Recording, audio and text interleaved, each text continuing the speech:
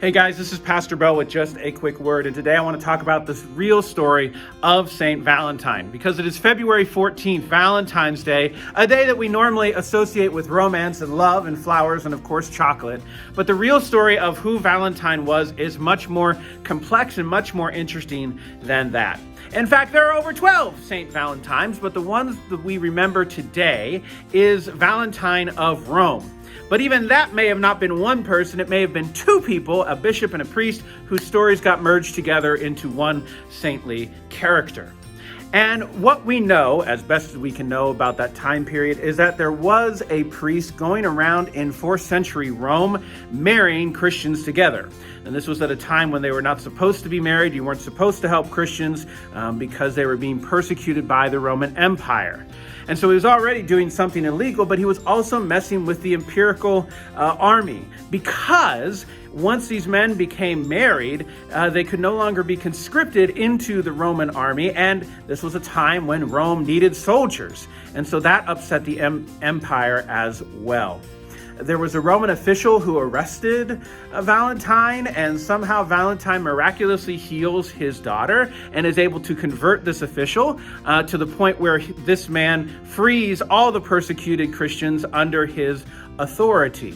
Eventually, Valentine is brought to Rome before Emperor Claudius and tries to convert Claudius as well. That doesn't work, and the emperor says you can either lose your head or you can renounce your faith. Well, Valentine chooses to keep his faith and is beheaded traditionally on February 14th. And that is a much less romantic story than we normally tell on this day. What's interesting is that this goes from being a story about a martyred Christian leader caring for his neighbors and resisting the empire and trying to help couples, to being a holiday about romance and love and people getting together. And how that happens is the stories and legends that emerge in the centuries after Valentine's life. There's a legend that comes up that right before his death, he sends a Valentine to the daughter of the emperor and signed "From your Valentine," and that's why we send Valentine cards to each other. There's also another legend that he had people cut out paper or parchment hearts and wear them as a sign of their love for Jesus. That's why we cut out hearts on Valentine's Day. But there really doesn't seem to be any evidence of these stories.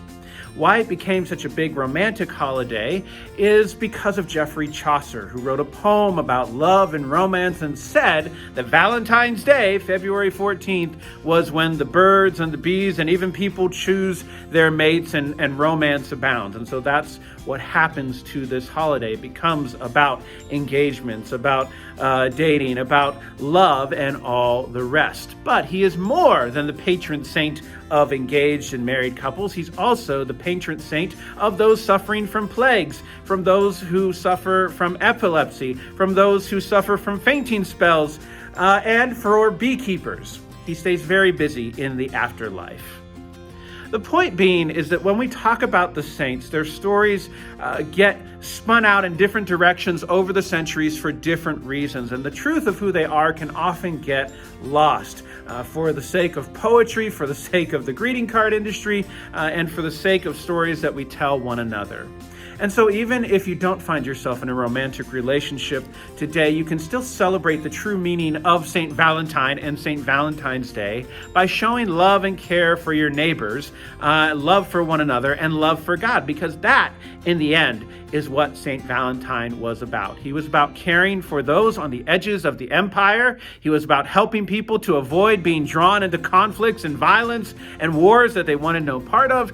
He was about bringing people together and helping to form families. So however you show love to others, you are showing true love on Valentine's Day.